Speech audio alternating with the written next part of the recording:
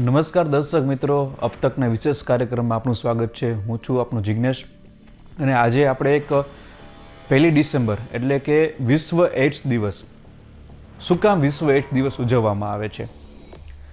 એડ્સની બીમારીથી લોકો ડરતા હોય છે કે આપણે ડૉક્ટર પાસે બતાવવા જાઉં તો કેવી રીતે જવું. એક ડૉક્ટર પ્રત્યે એક હોય છે કે ડૉક્ટર જે બતાવવા જઈશ તો ડૉક્ટર બીજું ત્રીજું કંઈ કહેશે કે કંઈ ચેપી રોગ થશે, એવી ઘણી બધી ગેરમાન્યતાઓથી લોકો બીતા હોય છે.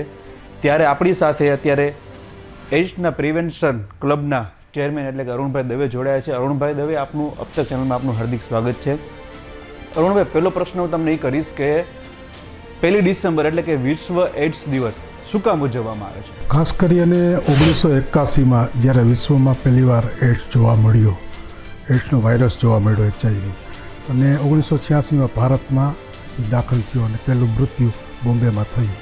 તો આ એક આખી વૈશ્વિક જે ભયાનક બીમારી હતી એના અનુસંધાને WHO અને UNAIDS સંયુક્ત રાષ્ટ્રસંઘ એ લોકોએ નક્કી કર્યું કે 1988માં 7 વર્ષ તો એમનું એના કંટ્રોલ માટે કામ કર્યું. 88ની અંદર એ લોકોએ નક્કી કર્યું કે સમગ્ર વિશ્વમાં વિશ્વ એડ્સ દિવસની ઉજવણી કરી, કારણ કે આની કોઈ રસી નથી, દવા નહોતી એ જમાનામાં, એટલે જનજાગૃતિ એકમાત્ર રામબાણ ઇલાજ હતો. એટલે વિશ્વ એડ્સ દિવસ 1988થી ઉજવવામાં આવે છે. HIV અને એડ્સ વચ્ચેનો બંને વચ્ચે તફાવત શું છે? બહુ સારો પ્રશ્ન કર્યો. આજે વિશ્વ એડ્સ દિવસ છે. બધા દર્શક મિત્રોને હું શુભેચ્છા પાઠવું છું, જનજાગૃતિની શુભેચ્છા પાઠવું છું. સૌથી અગત્યની વાત, આ એક પ્રશ્ન જે તમે કર્યો જિગ્નેશભાઈ, HIV અને એડ્સ એ બે જુદી વસ્તુ છે. HIV વાયરસ શરીરમાં જેને દાખલ થયો હોય એને 6 મહિનાથી શરૂ કરી અને 2.5 વર્ષ સુધીમાં એડ્સ થાય પણ ખરો અને ન પણ થાય. HIV વાયરસ સાથે એ માણસ લાઈફ ટાઈમ 20-25 વર્ષ જીવે, જેવી રીતે ડાયાબિટીસનો દર્દી જીવે છે. તો HIV વાયરસ શરીરમાં હોવું અને એડ્સ હોવું બે જુદી વસ્તુ છે. એડ્સ છે એ સિન્ડ્રોમ છે, રોગનો સમૂહ છે, એક્વાયર્ડ ઇમ્યુનો ડેફિશિયન્સી સિન્ડ્રોમ. તો વાયરસને કારણે શરીરની અસંખ્ય રોગોમાં જે ઘેરાઈ જાય અવસ્થા, એ અવસ્થાને આપણે એડ્સની અવસ્થા કહીએ. ખરેખર તો લોકોમાં એક ગેરમાન્યતા હોય છે કે એડ્સ લઈને ચેપી રોગ થતા હોય છે, ડૉક્ટરને બતાવવા માટે ડરતા હોય છે. તો ખરેખર સાચી વાસ્તવિકતા શું છે? ઘણી બધી HIV એડ્સમાં અંધશ્રદ્ધાઓ છે. આજની તારીખે કે HIV પોઝિટિવ હોય એના કપડાં પહેરી લ્યો તો તમને થઈ જાય, પણ આવું ક્યાંય કોઈ દી કાંઈ હોતું નથી. 1981માં દુનિયામાં પહેલી વાર આવ્યો, તેથી 4 કારણો જ હતા. એમાં મેક્સિમમ 85% તો અસુરક્ષિત જાતીય વ્યવહારોમાં આવે છે. બાકીનામાં તમારે દૂષિત બ્લડ ચડી જાય, ઓપરેશનના સાધનો એકથી વધુ વખત વાપરા હોય, સિરિંજ નીડલ દ્વારા ડ્રગ્સ એકને એક ઉપયોગ થતો હોય, માતા દ્વારા બાળકને, આ કારણોથી જ થાય છે. બાકી એની યારે ખાઓ પીઓ, બેહો ઉઠો, એના કપડાં તમે પહેર્યો, એક થાળીમાં જમો, એક ગ્લાસમાં પાણી પીતું હોય ને તમે પાણી પીધો, આવી રીતે ક્યારેય એડ્સ ફેલાતો નથી કે HIV ફેલાતો નથી. આ લોકોમાં ગેરમાન્યતાઓ છે, પણ હવે આજની તારીખે ઘણું બધું સ્વચ્છ વાતાવરણ થઈ ગયું છે. એડ્સમાં રોગ પ્રતિકારક શક્તિ વધારવા માટે કઈ કઈ બાબતોની ખાસ કરીને કાળજી રાખવી જોઈએ? રોગ પ્રતિકારક શક્તિ વધારવા માટે સૌથી HIVમાં જરૂરિયાત શું કામ પડે છે? કારણ કે વાયરસ છે એ રોગ પ્રતિકારક શક્તિને નાશ કરે છે. HIV વાયરસનું એક જ કામ તમારા શરીરની રોગ પ્રતિકારક શક્તિ નાશ કરવી. એટલે એને કારણે શરદી, તાવ, ઉધરસ, ઝાડા, ઉલટી, કિડનીની તકલીફ, કેન્સર, આવી બધી ઘણી સમસ્યાઓ થઈ જાય અને સિન્ડ્રોમ થઈ જતો અનેક રોગોમાં. એટલે જે કાંઈ ડૉક્ટર ટ્રીટમેન્ટ કરે, સપોઝ એને કિડનીની બીમારી હોય તો HIVને એક ભૂલી જવાનું અને કિડનીની ટ્રીટમેન્ટ કરવા માંડે. તો જ્યારે રોગનો સમૂહ થઈ જાય છે એ અવસ્થા ગંભીર હોય છે.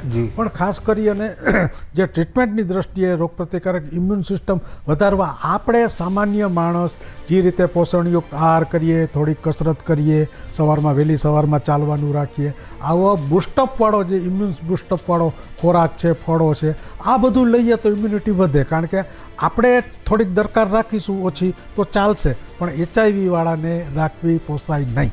એડ્સ વાળા દર્દીઓમાં ખાસ કરીને જાગૃતિ લાવવા માટે કઈ કઈ બાબત, તમારા અનુસંધાન પ્રમાણે કઈ કઈ બાબતોની કાળજી રાખવી જોઈએ?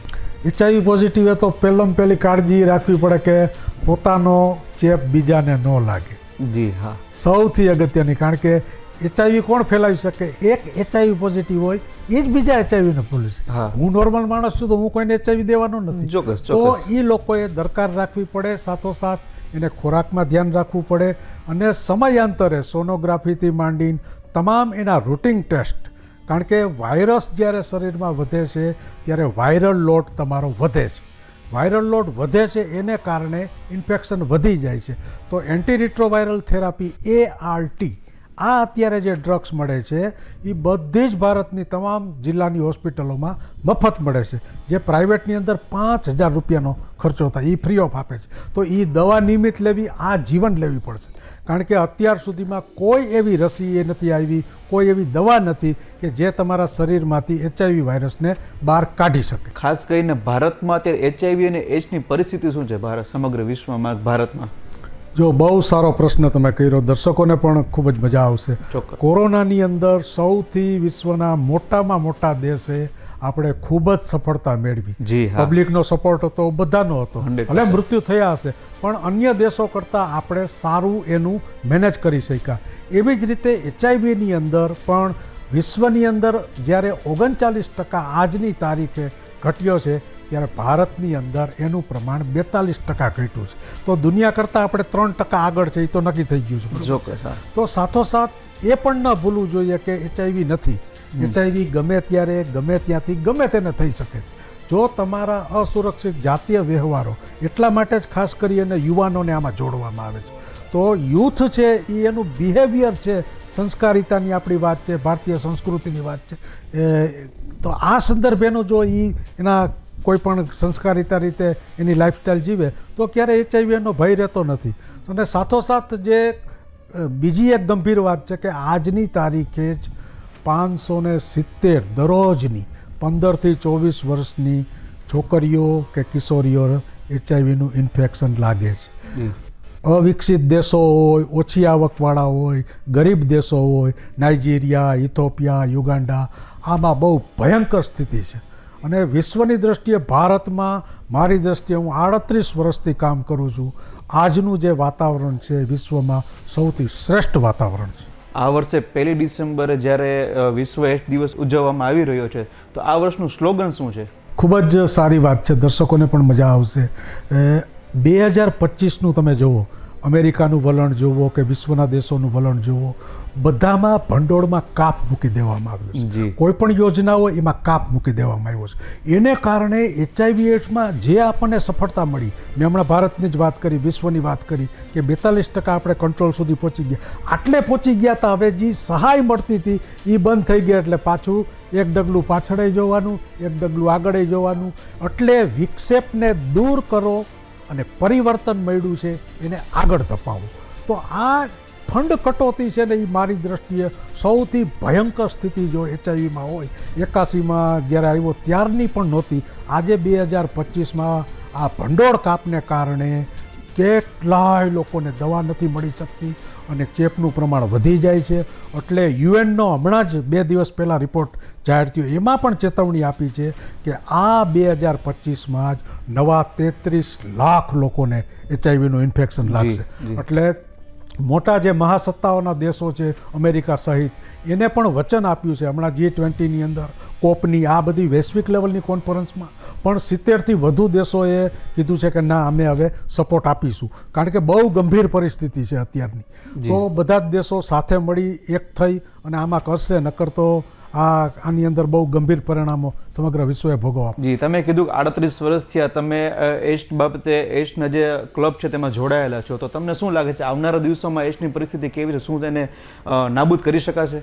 જો 81માં જ્યારે હું કામ કરતો હતો ત્યારે બહુ ભયંકર સ્થિતિ હતી. 87માં અહીં રાજકોટમાં મેં ફૂલ ફ્લેજ ચાલુ કર્યું. અને જે અત્યારની પરિસ્થિતિ છે એમાં 2 વર્ષ પહેલાં WHOએ, સંયુક્ત રાષ્ટ્ર સંઘે, યુનોએ, UNAIDSએ તમામે એક વિશ્વને ગોલ આપ્યો હતો કે 2030 સુધી તમે એઇડ્સને અટકાવી દેજો. આ તમને ડેડલાઇન આપવામાં આવી. તો આજે 2025માં આપણે ઊભા છીએ ત્યારે હજી તો આપણે 42% સિદ્ધિ મેળવી છે. તો ફંડ કટોતીને કારણે 30માં કંટ્રોલ કરવો અઘરું છે, પણ છતાંય બધા દેશોની સરકારો, સંસદ સભ્યો, ધારાસભ્યો, આરોગ્ય વિભાગો બધા જ સાથે મળીને કામ કરશે તો આપણે, મારી દ્રષ્ટિએ હું આટલા વર્ષથી કરું એટલે મને તો 100% આશા છે કે 2030માં ભારતની અંદર તો કમસે કમ 90, 92, 95% તો આપણે કરીશું. બરાબર. તો એને કારણે ફંડ કટોતીનો મહત્ત્વનો પ્રશ્ન છે, પણ 2030નો જે લક્ષ્યાંક છે એને સિદ્ધ કરવા માટે પણ દુનિયાના તમામ દેશોએ એક થઈ અને આ પ્રોજેક્ટને આગળ ધકાવવા પડશે, અને જે મુશ્કેલીઓ અત્યારે આ વર્ષમાં આવી છે એને નાબૂદ કરી અને બધા એક થઈને આગળ વધવું પડશે. જી ચોક્કસ છે અરુણભાઈ, તમે આટલા વર્ષોથી જોડાયેલા છો, તમે ઘણા એવા કિસ્સા જોયેલા હશે એઇડ્સને લઈને, તો અબ તકના દર્શક મિત્રોને તમે શું જાગૃતિ, એઇડ્સને લઈને જાગૃતિ દેવા માટે શું સંદેશો આપશો? જો આપણે ભારતીય સંસ્કૃતિ છીએ, કાઠિયાવાડી આપણી સંસ્કૃતિ, આપણે વર્ષોથી ઈશ્વરમાં શ્રદ્ધા રાખનારો માણસ છે. એક સંયમની વાત કરીએ તો આપણા ગ્રંથો પણ આપણને વાત કરીએ છીએ. આપણું જીવન એવું હોવું જોઈએ કે જેનાથી આપણને આ જે વાયરસના 4 કારણો છે એમાં ક્યાંય આપણે ટચ ન થઈએ. તમે જે બ્લડ બેંકની પરિસ્થિતિ જોવો તો એમાં પણ ટેસ્ટિંગમાં સુધારા થયા છે, પણ હમણાં જ ઝારખંડની અંદર લગભગ 13થી 15 બાળકોને HIV ચેપ લાગ્યો. શું કામ? એને લોહીને કારણે લાગ્યો. જે લોકો સતત લોહી ચડાવવાની પ્રક્રિયા સાથે જોડાયેલા છે એ મારી દૃષ્ટિએ જોખમી છે. બરાબર. સાથોસાથ જે અસુરક્ષિત વ્યવહારો છે સ્વચ્છતાને કારણે, એ લોકો જોખમીમાં છે.